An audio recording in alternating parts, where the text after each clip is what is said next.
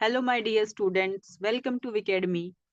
आज हम कुछ ऐसी बातें डिस्कस करेंगे जो आपको बोर्ड एग्जाम्स वाले दिन और बोर्ड एग्जाम से पहले जो ये टाइम आपके पास बचा हुआ है उसमें ध्यान में रखनी है कि आपको क्या करना है क्या नहीं करना। देखिए, बहुत कम टाइम बचा है, एक एक मिनट आपके लिए प्रेशियस है।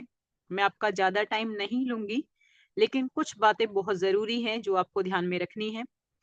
सबसे ज्यादा जरूरी बात है आपको फॉल्स इंफॉर्मेशन से, झूठी अफवाहों से बचना है।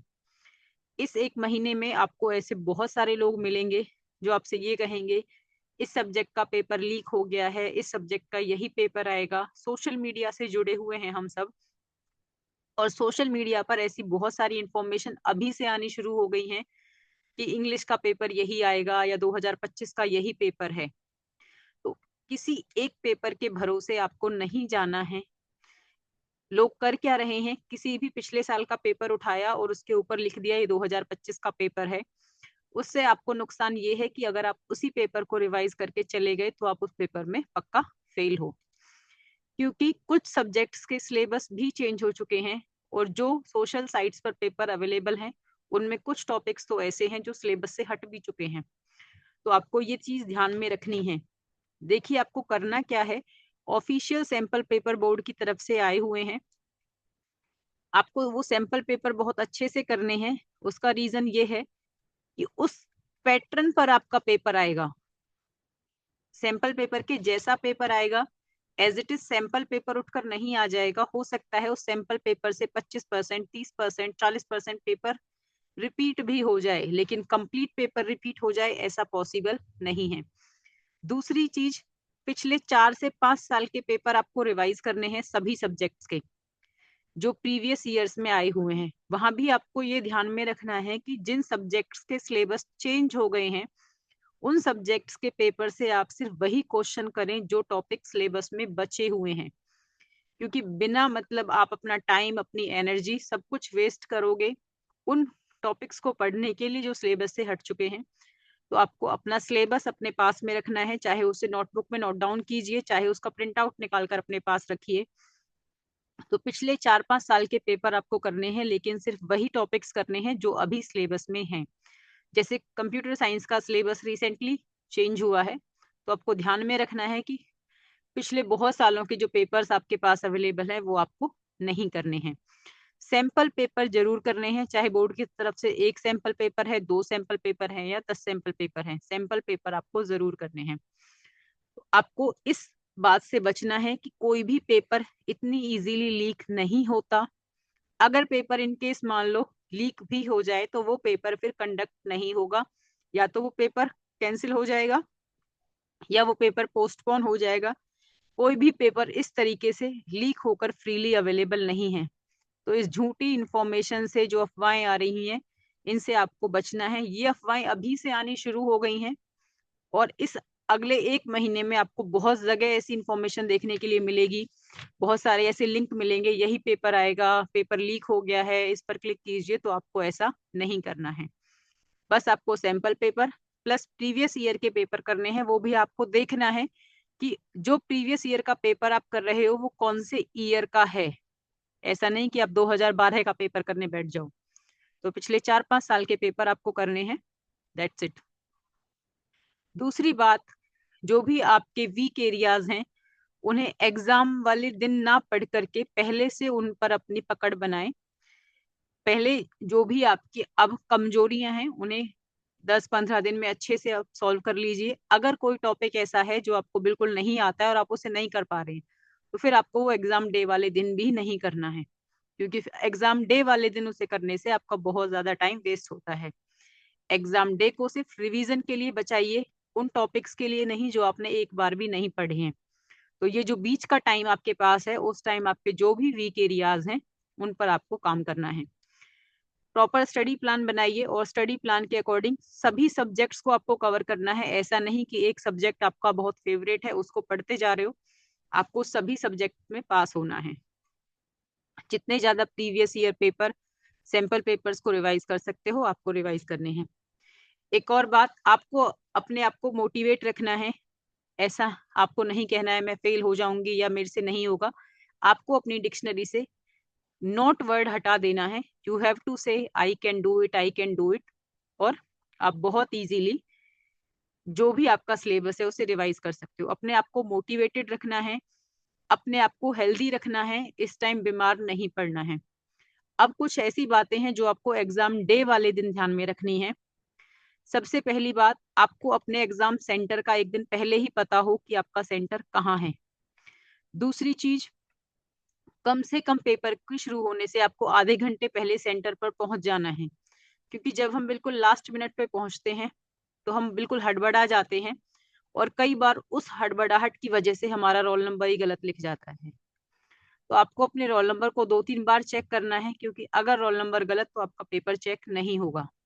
टीचर्स क्रॉस चेक करते हैं रोल नंबर को, लेकिन वहां भी इतने स्टूडेंट्स होते हैं कि हो सकता है कोई टीचर नजरअंदाज कर दे आपके रोल नंबर को। तो ये आपकी जिम्मेदारी है कि आपको अपने रोल नंबर को बिल्कुल सही फिल करना है, चाहे आपको उसमें 5 मिनट लगे या फिर 10 मिनट लगे। बहुत अपने आप को काम डाउन करके फिर आपको अपना रोल नंबर लिखना है, हड़बड़ाहट में रोल नंबर फिल नहीं करना है। दूसरी चीज, जिन भी क्वेश्चंस के आपको फ्लो चार्ट आते हैं, डायग्राम आते हैं, तो आपको उनके डायग्राम फ्लो चार्ट्स जरूर बनाने हैं। अपने पेपर की प्रेजेंटेशन बहुत सुंदर तरीके से आपको देनी है, क्योंकि एग्जाम चेक करने वाला आपको बाय फेस नहीं जानता कि आप पढ़ने में कैसे हैं। अगर कोई डिफरेंस का क्वेश्चन है उसको पार्टीशन में करना है, मान लो XYZ ABC में डिफरेंस आपको करने हैं, तो ये आपको पार्टीशन में करने हैं। ऐसा नहीं कि पहले आपने लिख दिया XYZ क्या है फिर ABC क्या है। इस तरीके से लिखने से प्रॉपर मार्क्स नहीं मिलते। एक और चीज जो बच्चे बहुत ज्यादा गलती करते हैं, पेपर को बिना सीरियल नंबर लिखे कर देते हैं। आप सोचते हो कि कई बार हम कुछ ऐसे क्वेश्चंस भी कर देंगे जो पेपर में नहीं है और हमें मार्क्स मिल जाएंगे। ऐसा नहीं है। प्रॉपर क्वेश्चन पेपर के साथ टीचर्स आपके पेपर को चेक करते हैं, तो जो भी पेपर आप अटेम्प्ट कर रहे हो उसमें प्रॉपर सीरियल नंबर आपको लिखने हैं। कोशिश करो सीरियल नंबर के साथ सीरियल नंबर ब्रेक ना हो, उस तरीके से आप अपना पेपर करो। लेकिन फिर भी अगर आपको कोई पेपर में कोई क्वेश्चन नहीं आता है, ठीक है, उसे छोड़ दीजिए, लेकिन उस क्वेश्चन के आगे आपको सीरियल नंबर जरूर लिखना है कि ये क्वेश्चन सेकंड है, ये क्वेश्चन 6 है। ऐसा नहीं कि आपने क्वेश्चंस करने शुरू कर दिए और आपने सीरियल नंबर नहीं लिखे हैं।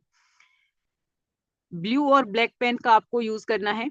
जितनी भी हेडिंग्स हैं आप ब्लैक पेन से लिखिए। प्रेजेंटेशन जितनी अच्छी होगी उतने ज्यादा मार्क्स आपको मिलेंगे। आप यूं ही बिल्कुल ऐसे घास सी काट कर आ जाओगे तो फिर वैसे ही मार्क्स मिलते हैं, क्योंकि जितना सुंदर पेपर दिखेगा उतना ही पेपर को चेक करने का मन करता है। और एक और बात जो आपको ध्यान में रखनी है वो है वर्ड लिमिट की। मान लीजिए किसी क्वेश्चन के बारे में कहा है कि 40 to 50 वर्ड्स में लिखना है, तो ऐसा नहीं है कि आप उसको 250 या 150 वर्ड्स में लिख दो। 40 to 50 कहा है, 60 to 70 या 80 आपका हो जाए, इट्स ओके। कोई डायग्राम है उससे बढ़ गया, ठीक है, लेकिन ऐसा नहीं है कि आपने 2 नंबर के क्वेश्चन को 5 नंबर के बराबर कर दिया या 5 नंबर के क्वेश्चन को 2 नंबर के बराबर कर दिया। ये चीज आपको ध्यान में रखनी है, स्पेशली उन क्वेश्चंस में जहां पर वर्ड लिमिट मेंशन है। और अगर किसी क्वेश्चन में वर्ड लिमिट मेंशन है तो आपको उस टॉपिक के बारे में या उस क्वेश्चन के बारे में जितनी भी इंपॉर्टेंट चीजें पता हैं उन्हें शॉर्ट में लिखिए। आप लिखिए सारी चीजें, लेकिन आप उन्हें बहुत शॉर्ट में लिख सकते हो, जिससे ये समझ में आ जाता है कि स्टूडेंट को इस क्वेश्चन के बारे में पूरी नॉलेज है। तो ये कुछ बातें हैं जो आपको पेपर वाले दिन ध्यान में रखनी है। सबसे पहली बात, रोल नंबर बिल्कुल सही लिखना है। हड़बड़ाहट में पेपर नहीं करना है। इन केस अगर आप लेट भी हो जाते हो तो अपने आप को 5 मिनट दो, रिलैक्स करो, उसके बाद अपना पेपर करना है, क्योंकि जल्दबाजी में आप बहुत सारी चीजें गलत कर देते हो। प्रेजेंटेशन जितनी सुंदर रहेगी उतने ज्यादा मार्क्स मिलेंगे। ये नहीं कि एक ही पेन से गंदी सी राइटिंग में आप घास काटते जा रहे हो, ऐसा नहीं करना है। जितने भी क्वेश्चंस के आपको फ्लो चार्ट आते हैं, डायग्राम्स आते हैं, शेप्स कोई भी हो तो वो आपको बनानी है। जितने भी डिफरेंस के क्वेश्चन है वो सब आपको पार्टीशन में करने हैं। और इन एग्जाम डेज के बीच में जो आप तैयारी कर रहे हो, एक दिन अचानक आपके किसी फ्रेंड का फोन आ जाए, पेपर लीक हो गया है भाई, यही पेपर आएगा, तो उस इंफॉर्मेशन पर भरोसा नहीं करना है। इस तरीके से पेपर लीक नहीं होते हैं, आप फेल हो जाओगे। यकीन मानिए बहुत सारी इंफॉर्मेशन आपको ऐसी मिलेंगी, पेपर लीक, रियल पेपर है, यही पेपर आएगा। आप पढ़िए उस पेपर को, हो सकता है उसमें से कोई 2 क्वेश्चन रिपीट हो जाए, लेकिन ऐसा नहीं है कि सिर्फ उसी पेपर के भरोसे आपको जाना है, क्योंकि अगर सिर्फ उसी पेपर के भरोसे आप गए और 2 ही क्वेश्चन वहां से रिपीट हुए, तो आप समझते हो कि 2 क्वेश्चन में आप पास नहीं हो सकते। मैक्सिमम पॉसिबल जितने ऑब्जेक्टिव क्वेश्चंस आपके पास अवेलेबल हों सबको रिवाइज कीजिए, क्योंकि 10 से 15 या 20 नंबर के ऑब्जेक्टिव क्वेश्चन हर पेपर में आ रहे हैं और बहुत इजी हैं। उनमें आपको बहुत ज्यादा कुछ याद नहीं करना, सिर्फ सही चॉइस पे आपको टिक करना है और आपको 1 नंबर मिल जाता है। तो जितने मैक्सिमम पॉसिबल ऑब्जेक्टिव क्वेश्चंस की तैयारी आप कर सकते हो कीजिए। जितने प्रैक्टिस पेपर आपके पास अवेलेबल है उनकी तैयारी कीजिए।